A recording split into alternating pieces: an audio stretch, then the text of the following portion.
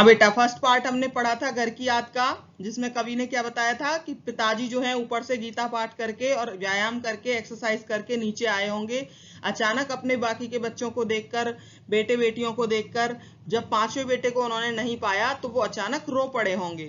अब आगे कभी अपने विषय में कहते हैं पांचवा मैं हूं अभागा, मतलब वो पांचवा बेटा कौन है? मैं हूं। अभागा मतलब अपने आप को भाग्यहीन कह रहे हैं, क्योंकि वो अपने भाई बहनों के साथ, माता पिता के साथ घर पर नहीं है, जेल में बंद है।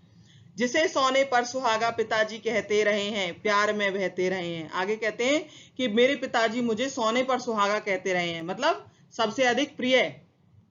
बाकी के बेटे सोने के समान और ये पांचवा बेटा उनके लिए सुहागे के समान, मतलब सर्वाधिक प्रिय है। आज उनके स्वर्ण बेटे लगे होंगे उन्हें हेटे। आज उनके सोने के समान बेटे उन्हें हेटे, हेटे मतलब तुच्छ लग रहे होंगे। तुच्छ क्यों लग रहे होंगे बेटा? तुच्छ का मतलब यहाँ ये नहीं है कि वो उनको प्यार नहीं करते थे। तुच्छ का मतलब ये है कि जो चीज अपने पास होती है वो तो अपनी है ही, उसका तो संतुष्टि होती है, लेकिन जो चीज अपने पास नहीं होती उसे मतलब ज्यादा याद करते हैं। तो वो बेटे तो उनके साथ ही थे। एक बेटा जेल में बंद था, तो उस बेटे को याद करके बाकी के बेटे उन्हें हेटे लग रहे थे, इस समय तुच्छ लग रहे थे।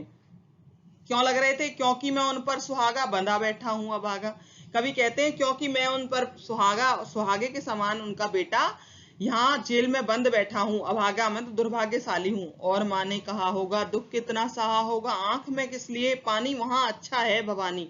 फिर जब पिताजी को इस तरीके से रोते हुए देखा होगा तो माँ ने क्या कहा होगा कि दुख कितना, सोचो अपने दिल में कितना बड़ा दुख सह करके माँ ने ये बात कही होगी कि आंख में किस लिए पानी, मतलब आपकी आंखों में इस तरीके से पानी क्यों है? वहां अच्छा है भवानी, कोई बात नहीं, अगर जेल में है तो क्या हुआ भवानी, वहां अच्छा है। वह तुम्हारा मन समझकर और अपनापन समझकर गया है सो ठीक ही है, यह तुम्हारी लीक ही है। अगर वो जेल में गया है तो आपका मन समझकर गया है और अपनापन समझकर, अपनापन मतलब आपने ही उसको ये सीख दी थी, ये तुम्हारी सीख ही है, तुम्हारी लीक ही है सो ठीक ही है। मतलब लीक मतलब लकीर। तुम भी स्वतंत्रता सेनानी हो, तुम भी ये चाहते थे कि देश की रक्षा में मेरा बेटा कभी भी पीछे ना हटे, देश से संबंधित कोई भी काम हो तो मेरा बेटा कभी भी अपने आप पे कदम पीछे ना हटाए। तो तुम्हारा जो बेटा अगर जेल गया है तो कोई बात नहीं, ये तुम्हारी ही तो लीक है। पांव जो पीछे हटाता कोख को मेरी लजाता, अगर अपने पैर वो पीछे हटा लेता तो मेरी कोख को लज्जित करता। इस तरह हो न कच्चे रो पड़ेंगे और बच्चे। कह रही हैं कि इस तरह आप कच्चे मत हो, मतलब आप कमजोर मत पड़ो, वरना बाकी के बच्चे भी रोने लगेंगे। पिताजी ने कहा होगा हाय कितना सहा होगा। आगे कवि कह रहे हैं कि ऐसा सुनकर पिताजी ने कहा, पिताजी ने क्या कहा होगा? पिताजी कुछ कह रहे हैं तो हाय कितना सहा, और कितना बर्दाश्त करते हुए कह रहे हैं कहाँ मैं रोता कहाँ हूं, धीर मैं खोता कहाँ हूं। अरे मैं रो नहीं रहा हूं, मैं अपना धैर्य नहीं खो रहा हूं। हे सजीले हरे सावन है कि मेरे पुण्य पावन, तुम बरस लो वे न बरसे, पांच वे को वे न तरसे। आगे कवि कहते हैं हे सजीले, हे जल से भरे हुए हरे सावन, मेरे पुण्य अगर वास्तव में पावन है, अगर मैं अपने देश की रक्षा के लिए यहाँ जेल में बंद हूं, तो तुम बरस लो वे ना बरसे। हे सावन तुम कितना भी बरसो, तुम्हारी बारिश कितनी भी हो, लेकिन पांचवे को, मेरे पिताजी और माताजी जो हैं वे ना बरसे, उनके नेत्र जो हैं आंसुओं से ना बरसें, और अपने पांचवे बेटे के लिए वे ना तरसें। मैं मजे में हूं सही हूं, घर नहीं हूं बस यही है, किंतु यह बस बड़ा बस है, ऐसी बस से सब बिरस है। आगे अपने विषय में सावन से कहते हैं कि मैं मजे में हूं यही सही है, मतलब मैं मजे में हूं सही है, ये बात सही है कि मैं यहाँ मजे में हूं, घर नहीं हूं बस यही है, केवल इतना सा दुख है मुझे कि मैं घर पे नहीं हूं, किंतु यही बस बड़ा बस है। लेकिन ये इतना सा बस शब्द जो है छोटा सा कि मैं घर नहीं हूं, ये बहुत बड़ा बस है, ये बहुत बड़ी बात है, इसी बस से सब बिरस है। और मैं बता नहीं सकता कि ये छोटा सा बस मेरे लिए कितनी बड़ी व्यवस्था है, कितनी बड़ा विरस, मतलब बिल्कुल जीवन मेरा घर ना होने से नीरस हो गया है।